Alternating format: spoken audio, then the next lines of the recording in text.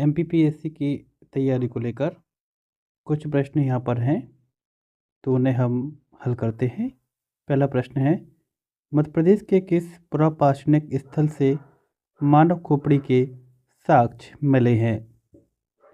Option A Adamgarh, B Hathnora, C Bhimbetka, D Kayatha. तो प्रश्न क्रमांक पहले का सही उत्तर है विकल्प बी हथनौरा।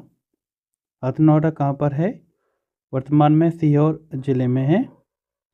और अरुण सोनकिया ने 1982 में, ठीक है, जो खोपड़ी की खोज की थी तो उसको नाम दिया था नर्मदा मानव, ठीक है, जिस मानव की खोपड़ी की उसने खोज की थी। तो ये भी हमें ध्यान रखना है, किसके द्वारा की गई थी? अरुण सोनकिया द्वारा। आगे देखें प्रश्न क्रमांक 2, मालवा के परमार वंश की स्थापना किसने की थी? पहला विकल्प उपेंद्र यानी कृष्णराज, बी बुंज, सी राजा भोज, डी उदयादित्य। तो प्रश्न क्रमांक 2 का सही उत्तर होगा विकल्प ए उपेंद्र या कृष्णराज, ठीक है। 9वीं शताब्दी के प्रारंभ में उपेंद्र ने मालवा में परमार वंश की नींव रखी थी। उपेंद्र को कृष्णराज के नाम से भी जाना जाता है। और प्रारंभ में जो परमार शासक थे वो राष्ट्रकूटों के सामंत थे। ये भी ध्यान रखना, अगर परीक्षा में पूछा जाए कि जो परमार शासक थे तो पहले कौन थे? राष्ट्रकूटों के सामंत थे, ठीक है। आगे देखें प्रश्न क्रमांक 3, 1857 के स्वतंत्रता संग्राम में शहादत खान ने कहाँ से विद्रोह का नेतृत्व किया था? Option A Garhamandla, B Jhansi, C Mau या इंदौर, डी सागर। तो प्रश्न क्रमांक 3 का सही उत्तर होगा मऊ, जो कि इंदौर में था। अगर परीक्षा में मऊ की जगह केवल इंदौर का नाम आए तो भी आपको उसका उत्तर देना है, ठीक है। यहाँ पर उन्होंने कहाँ पर जो रेजिडेंसी थी वहाँ पर उन्होंने हमला किया था। और ये घटना कब की थी? 18 जून 1857 को, ठीक है। आगे देखें प्रश्न क्रमांक 4, चंदेल शासकों की प्रथम राजधानी कौन सी थी? Option A Mahoba, B Kalinjar, C Khajuraho, D Ajaygarh,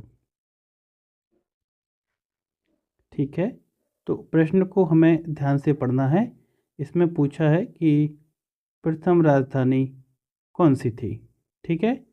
तो प्रथम राजधानी कौन सी थी?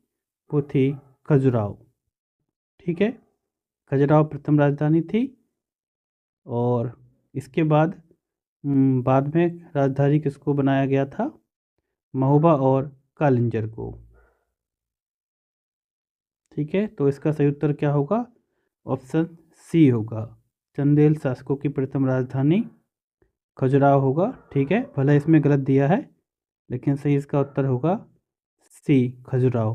कलिंजर और महोबा बाद में इनकी राजधानी बनी थी। आगे चलें प्रश्न क्रमांक 5 पर, भरूच स्तूप की खोज किसने की थी? Option A John Marshall, B H D Sankalia, C R D Banerjee, D Alexander Cunningham, ठीक है। तो प्रश्न क्रमांक 5 का सही उत्तर होगा विकल्प डी अलेक्जेंडर कनिंघम। इन्होंने कब की थी?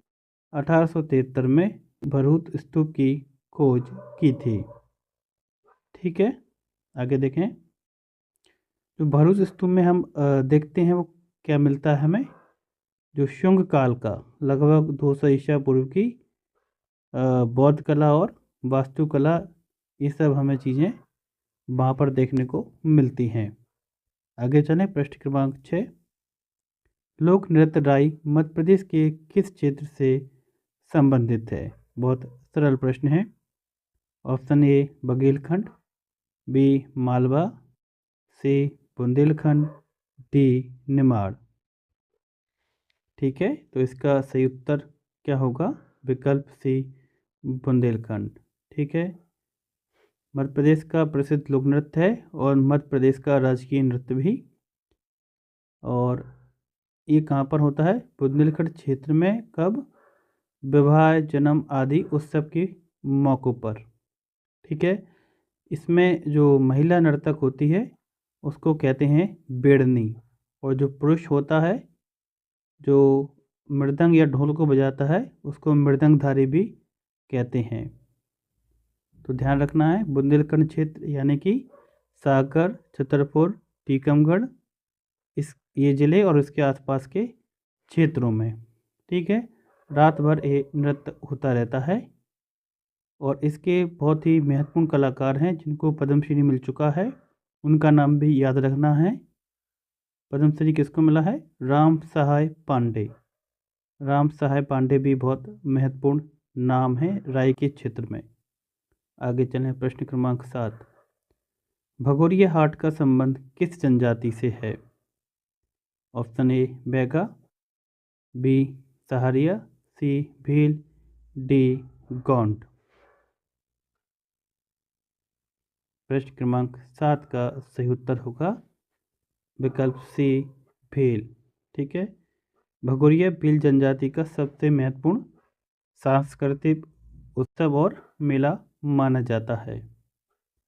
और जो भगोरिया मेला है, एक तरीके से यहाँ पर जो कुंवारे लड़के लड़कियाँ होती हैं एक दूसरे को यहाँ पर पसंद करते हैं और शादी भी उनकी घर वाले करवाते हैं। आगे चलें, प्रश्न क्रमांक 8। मध्य प्रदेश के किस कवि को भारत का शेक्सपियर कहा जाता है? Option A Kalidas, B Makhanlal Chaturvedi, C Bhavabhuti, D Padmakar. बिल्कुल सरल सा प्रश्न है। किसको कहा जाता है? ऑप्शन ए कालिदास को। ठीक है, भारत का शेक्सपियर कहा जाता है। संस्कृत के कवि हैं। इनकी जो महत्वपूर्ण रचनाएं हैं उसमें कौन है? कालिदास की मेघदूतम, ऋतुसंहारम, कुमार संभवम, ये सब उनकी महत्वपूर्ण रचनाएं हैं। प्रश्न क्रमांक 9। झंडा सत्याग्रह 1923 मध्य प्रदेश के किस शहर से प्रारंभ हुआ था? ए जबलपुर, बी खंडवा, सी भोपाल, डी ग्वालियर। प्रश्न क्रमांक 9 का सही उत्तर क्या होगा? Option A Jabalpur. ठीक है, जबलपुर से इसकी शुरुआत हुई और बाद में कहाँ तक? नागपुर तक फैला हुआ था। एक चीज़ और ध्यान रखना है इसमें, जो झंडा सत्याग्रह है इसका जो नेतृत्व किया था वो किसने किया था? सुंदरलाल ने। ठीक है, कभी कभार नाम पूछा जाए तो सुंदरलाल नाम आपको याद रखना है। 18 मार्च 1923 को जबलपुर से यह आंदोलन शुरू हुआ था।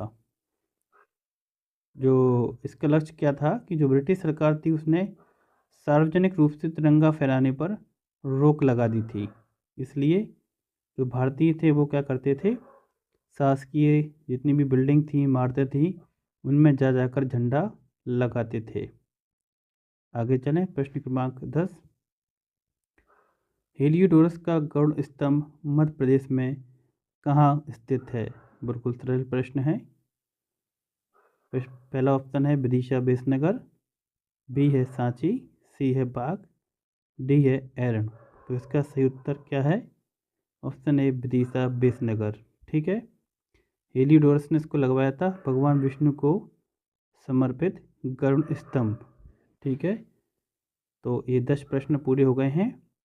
इसमें से जो एक प्रश्न गलत है वो यहाँ पर उसका उत्तर गलत दिया है, मैंने उसको सही बता दिया है।